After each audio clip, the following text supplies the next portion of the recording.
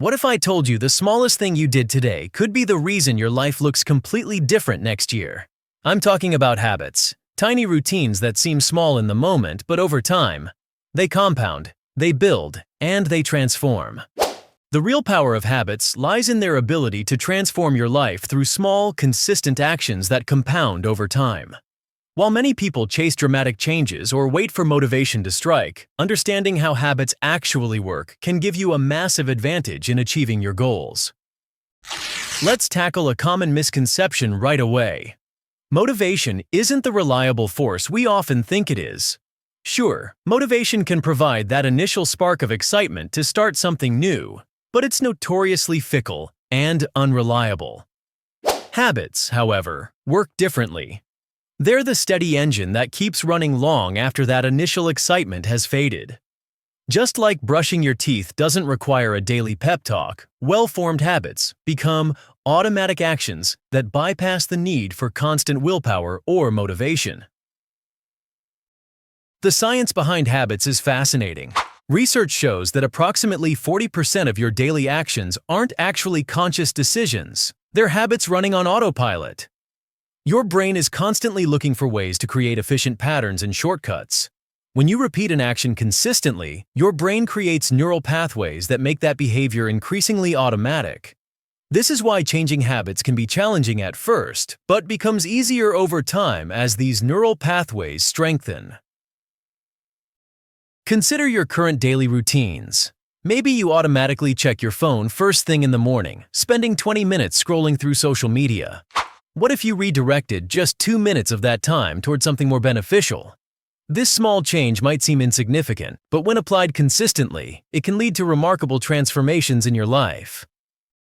This is where the concept of habit stacking comes into play. It's a powerful strategy that leverages your existing habits to build new ones. Instead of trying to create entirely new routines from scratch, you attach new habits to established ones. For example, after pouring your morning coffee, existing habit, you might do 10 squats, new habit. Or, after brushing your teeth, you write one sentence in a gratitude journal. The key is to use the momentum of an already established habit to support the formation of a new one. One of the biggest mistakes people make when trying to build new habits is starting too ambitiously. Declaring you'll exercise for an hour every day when you're currently sedentary is setting yourself up for failure. Instead, the key is to make your new habit so small it seems almost ridiculous. Want to start exercising? Begin with 2 push-ups. Want to read more? Start with 1 page. Want to meditate? Try 1 minute. James Clear, in his book Atomic Habits, emphasizes this point perfectly. You don't rise to the level of your goals, you fall to the level of your systems. This means creating systems and habits that are so easy to follow, you can't help but succeed. The focus should be on consistency rather than intensity. You can always build up from there once the basic habit is established. The compound effect of habits over time is where the real magic happens. Reading 5 minutes daily might not feel significant in the moment, but over a year, it could mean completing 30 books. Writing 1 paragraph each day could result in a complete book draft in a few months. Making 1 healthy food choice daily can lead to noticeable improvements in energy, focus, and overall health over time. Every time you follow through with a habit, you're not just completing an action, you're reinforcing an identity. Want to become a writer? Each time you write, even just a paragraph, you're strengthening that identity. Want to be someone who prioritizes health? Every small healthy choice reinforces that self-image. These identity shifts, built through consistent small actions, often lead to more lasting change than trying to force massive transformations all at once. To put this into practical action, here are several low-barrier habits you can experiment with. Implement the 2-minute rule. If a task takes less than 2 minutes, do it immediately rather than putting it off. Create a morning reset. Make your bed or open your curtains first thing after waking. Practice a daily brain boost. Write down 1 thing you're grateful for each day.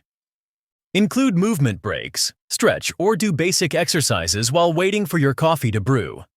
Establish a nighttime wind down. place your phone in another room before bedtime. The key is to choose just one of these habits to focus on initially. Don't try to implement everything at once.